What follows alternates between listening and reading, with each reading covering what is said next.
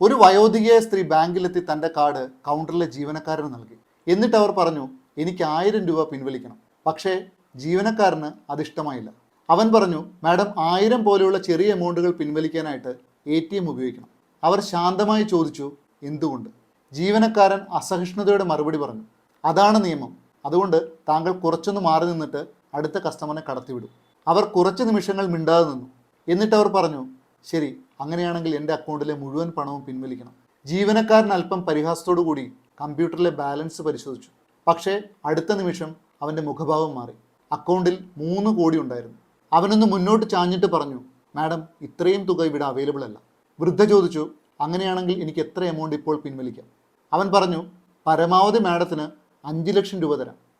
അവർ പുഞ്ചിരിച്ചിട്ട് പറഞ്ഞു, എനിക്കിപ്പോൾ 1 ലക്ഷം രൂപ തന്നാൽ മതി. ഇത്തവണ ജീവനക്കാരൻ വളരെ വിനയത്തോടു കൂടിയാണ് അവർക്ക് പണം നൽകിയത്. അവർ അതിൽ നിന്നും വെറും 1000 രൂപ എടുത്ത് പേഴ്സിൽ വെച്ചു. എന്നിട്ട് പറഞ്ഞു, ഈ ബാക്കി 99,000 റുപ്പീസ് എൻ്റെ അക്കൗണ്ടിലേക്ക് നിക്ഷേപിക്കുമെന്ന്. ആ മുറി മുഴുവൻ നിശബ്ദമായി. ജീവനക്കാരൻ വലിയൊരു പാഠം പഠിച്ചു. ചിലപ്പോൾ ബഹുമാനം ചോദിച്ചു നേടേണ്ടതല്ല, പഠിപ്പിക്കേണ്ടതാണ്. ഈ ഒരു കാര്യം എപ്പോഴും ഓർമ്മയിൽ സൂക്ഷിക്കണം. വയോധികരോട് ഒരിക്കലും അശ്രദ്ധമായി പെരുമാറരുത്. ഇന്ന് നമ്മൾ ഉപയോഗിക്കുന്ന പല സംവിധാനങ്ങളും നിർമ്മിച്ചത് അവരുടെ തലമുറയാണ്. എല്ലാവർക്കും ശുഭദിനം. Thank you so much.